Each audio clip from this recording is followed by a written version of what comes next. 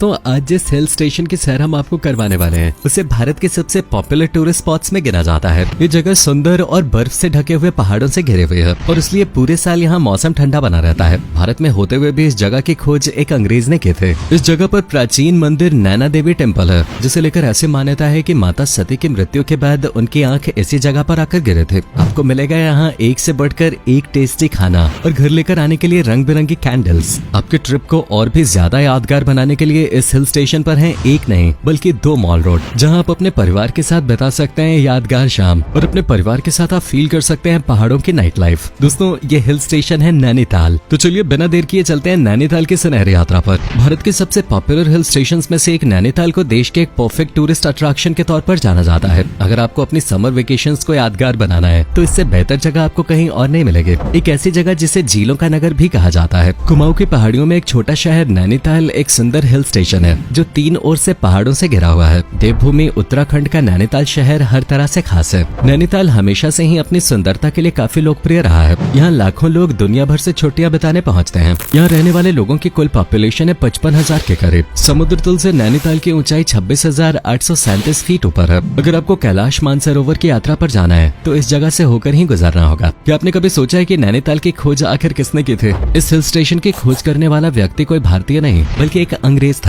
जी हाँ, सही सुना आपने। एक अंग्रेज व्यापारी ने सबसे पहले इस खूबसूरत शहर को दुनिया के सामने रखा था। इसी के बाद अंग्रेजों ने इस जगह को अपना विंटर कैपिटल चुना और धीरे धीरे करते हुए बाकी अंग्रेज भी हर साल नैनीताल घूमने आने लगे। अंग्रेजों के बाद की जगह पूरी तरह से एक टूरिस्ट स्पॉट बन गई जो आज तक देश के सबसे पॉपुलर हिल स्टेशन के रूप में जानी जाती है। नैनीताल का मौसम हमेशा से ही ठंडा रहता है, इसलिए दूसरे राज्यों के अलावा बाहर देशों से भी आपको हर साल हजारों की संख्या में आए लोग दिखाई दे जाएंगे। चारों तरफ बर्फ से ढके हुए पहाड़ और झील इस जगह को बहुत आकर्षक और सुंदर बनाते हैं। आप यहाँ एक पल के लिए भी बोरियत महसूस नहीं करेंगे क्योंकि यहाँ का प्राकृतिक सौंदर्य आपको कभी ऐसा फील नहीं होने देगा। यहाँ लोग घूमने फिरने के साथ हनीमून मनाने के लिए भी आते हैं। एक दौर में नैनीताल के आसपास 60 से ज्यादा झीलें थी। नैनीताल के लोग आपको सबसे ज्यादा फार्मिंग करते हुए नजर आ जाएंगे क्योंकि हिल स्टेशन होने की वजह से यहाँ के ज्यादातर लोग खेती पर ही निर्भर करते हैं। बाकी नैनीताल की इकोनॉमी और यहाँ रह रहे लोगों का जीवन टूरिज्म पर टिका हुआ है। नैनीताल को लेकर धार्मिक महत्व भी जुड़ा हुआ है। नैनीताल भारत के 51 शक्तिपीठों में से एक है। इसका अर्थ है द लेक ऑफ द आई।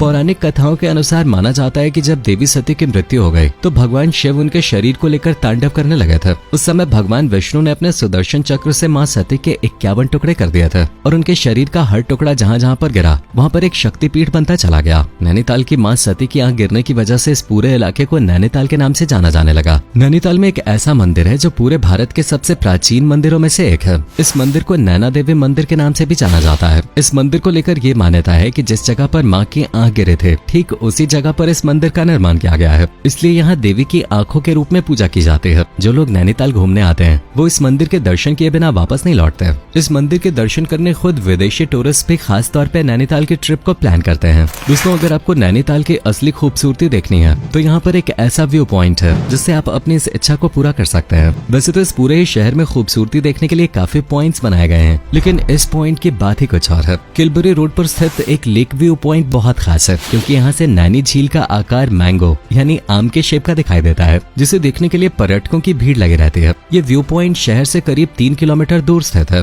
जहाँ आप बिना किसी परेशानी पहुँच सकते हैं और नैनीताल की सबसे खास चीज को देख सकते हैं। इसके अलावा नैनीताल से जुड़े कुछ और रोचक फैक्ट्स की बात करें तो नैनीताल के जोलीकोट में भारत का सबसे पुराना 18 होल्स का गोल्फ कोर्स है। नैनीताल में लगभग हर दिन दोपहर में बारिश होती है। झील उत्तरी छोर पर होने के कारण यहाँ पर लगभग हर दोपहर बारिश होती है। ये बारिश इतनी तेज नहीं होती इसलिए शायद आपको इसका पता भी न चले। अगर आपने मसूरी और मनाली जैसे हिल स्टेशंस की सैर की है तो आपको मॉल रोड के बारे में अच्छे से पता होगा। नैनीताल का मॉल रोड काफी फेमस है। इस हिल स्टेशन का मॉल रोड इसलिए भी खास है क्योंकि आपको यहाँ एक नहीं बल्कि 2 मॉल रोड मिलेंगे, अपर मॉल और लोअर मॉल। अपर मॉल रोड विशेष रूप से ब्रिटिश निवासियों के लिए बनाया गया था और लोअर मॉल रोड भारतीयों के लिए। ऐसा इसलिए था क्योंकि पहले इंडियंस अपर मॉल में नहीं जा सकते थे क्योंकि उनकी एंट्री वहाँ बैन थी। इस रोड पे पहले अंग्रेज सिर्फ अपनी फैमिली और फ्रेंड्स को लेकर जाया करते थे, लेकिन अब ऐसा नहीं है। अब आप दोनों ही मॉल रोड घूमकर नैनीताल के वेकेशन को एंजॉय कर सकते हैं। आप यहाँ कैफेज में बैठ सकते हैं, शॉपिंग कर सकते हैं और हिल स्टेशन की एक बेहतरीन नाइट लाइफ को फील कर सकते हैं। मॉल रोड पर स्थित मेथोडिस्ट चर्च देश ही नहीं बल्कि पूरे एशिया का पहला मेथोडिस्ट चर्च है। इसकी स्थापना साल 1858 में हुए थे। विदेशी टूरिस्ट के साथ साथ भारतीय सैलानी भी नैनीताल स्थित इस चर्च में अपने विश मांगने के लिए पहुंचते हैं। क्रिसमस के मौके पर तो इस चर्च में इतनी भीड़ देखने को मिलती है कि आपको लगेगा ही नहीं कि आप नैनीताल में है। नैनीताल में आपको देखने के लिए काफी कुछ मिल जाएगा। झील के अलावा आप बाजारों में जाकर यहाँ की कुछ अनोखी चीजें भी देख सकते हैं और इन्हें अपने साथ लेकर आ सकते हैं। जैसे कि दोस्तों यहाँ की रंग बिरंगी कैंडल्स इस झीलों की नगरी की पहचान है। अगर आपको अपने घर नैनीताल की कोई ऐसी चीज लेकर आनी है जिसके बाद आपको हमेशा इस जगह की याद आए, तो दोस्तों ये कैंडल्स जरूर अपने साथ लेकर आए, क्योंकि नैनीताल के कैंडल्स की बात ही कुछ और है। नैनीताल की लगभग तमाम दुकानों में बिकने वाली ये रंग बिरंगी मोमबत्तियां अलग अलग डिजाइन और रंगों की होती हैं। जितनी सुंदर ये दिखती हैं, इन्हें बनाने में भी उतनी ही मेहनत लगती है। इन कैंडल्स को बनाने के लिए जिस मोम का इस्तेमाल किया जाता है उसे दूसरे देशों से मंगवाया जाता है। कैंडल को रंगीन बनाने के लिए खास तरह की मशीन को इस्तेमाल में लाया जाता है। नैनीताल के बाजार में 10 रुपए से लेकर 1000 रुपए तक की मोमबत्ती मिल जाती है।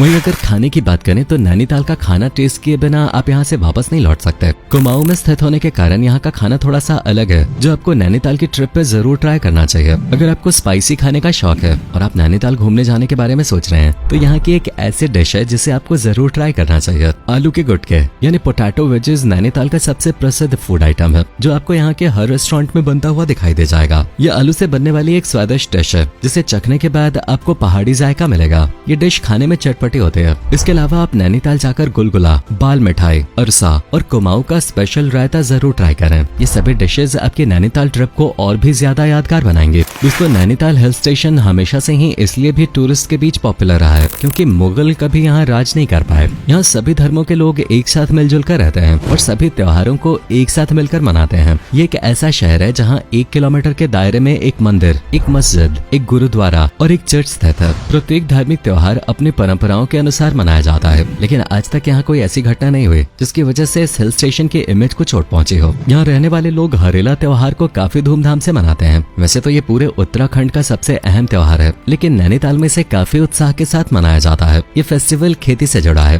दोस्तों आप नैनीताल जाकर काफी कुछ एक्सप्लोर कर सकते हैं, जैसे पंगोट किलबुरी बोट सैंक्चुअरी। ये नैनीताल के साथ पूरे उत्तराखंड की सबसे प्रसिद्ध बोट सैंक्चुअरी है। ये बोट सैंक्चुअरी इसलिए भी पॉपुलर है क्योंकि यहाँ बोट्स की कई ऐसी प्रजातियां पाई जाती हैं जो आपको कहीं और देखने को नहीं मिलेंगे। इसके साथ ही ये एक लौती ऐसी बोट सैंक्चुअरी है जहाँ आपको लाफिंग ट्रशेस देखने को मिल जाएंगे, जिन्हें देखने के लिए दूर देशों से कई बड़े फोटोग्राफर्स यहाँ आते हैं। नैनीताल का सबसे पसंदीदा झील है नैना झील। नैना झील में बोटिंग के जरिए घूम सकते हैं। कथाओं के अनुसार इस झील के बारे में कहा जाता है कि यहाँ पर डुबकी लगाने से उतना ही पुण्य मिलता है जितना कि मानसरोवर में डुबकी लगाने से मिलता है। ये झील हरे भरे पेड़ों से लदे पहाड़ों से घिरे हुए है। पंगोट नैनीताल का एक खूबसूरत छोटा सा गाँव है, जो की नैनीताल से लगभग 14 किलोमीटर की दूरी पर स्थित है। ट्रेकिंग और कैंपिंग जैसी एक्टिविटीज आप यहाँ कर सकते हैं। अलग अलग तरह के पक्षी भी आपको यहाँ पे देखने को मिल जाएंगे। इसके अलावा नैनीताल के चिड़ियाघर को आप देख सकते हैं और साथ ही नैनीताल की सबसे फेमस जगह जिम कॉर्बेट नेशनल पार्क का एक्सपीरियंस लेकर आप अपनी नैनीताल ट्रिप को और भी यादगार बना सकते हैं। पूरी दुनिया नैनीताल के प्राकृतिक सौंदर्य को देखने हर साल यहाँ आते हैं और ये सभी जगह नैनीताल की नेचुरल ब्यूटी की शान है। दोस्तों अगर आप नैनीताल जाने के बारे में सोच रहे हैं तो कुछ बातें ऐसी हैं जिनका ध्यान रखना आपके लिए बहुत जरूरी है। अगर आपने कुछ गलतियाँ की तो आपको इसकी भारी कीमत चुकानी पड़ सकती है। जैसे कि यहाँ शराब पीकर गाड़ी चलाना सख्त मना है और चलती गाड़ियों के अंदर टेप रिकॉर्डर्स, रेडियो वगैरह बजाना मना है। गाड़ी में फर्स्ट एड बॉक्स होना जरूरी है।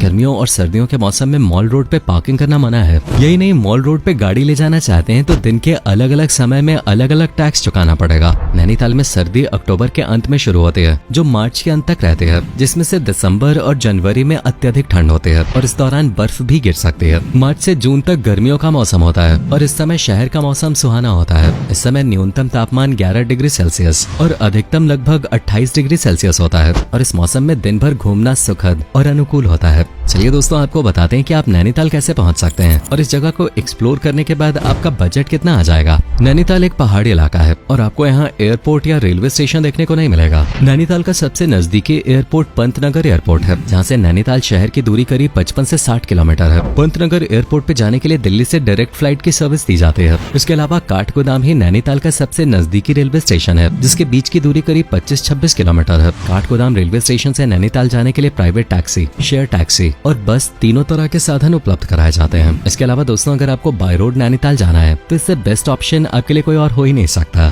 तो दोस्तों ये था बहुत ही खूबसूरत हिल स्टेशन नैनीताल। अगर आप में से कोई है नैनीताल या फिर उत्तराखंड से तो हमें कमेंट में जरूर बताएं। वैसे तो दोस्तों आप लोगों में से कईयों ने इस जगह को एक बार जरूर विजिट किया होगा। अगर हाँ तो आपको नैनीताल की कौन सी चीज सबसे ज्यादा खास लगे हमें कमेंट सेक्शन में जरूर बताएं।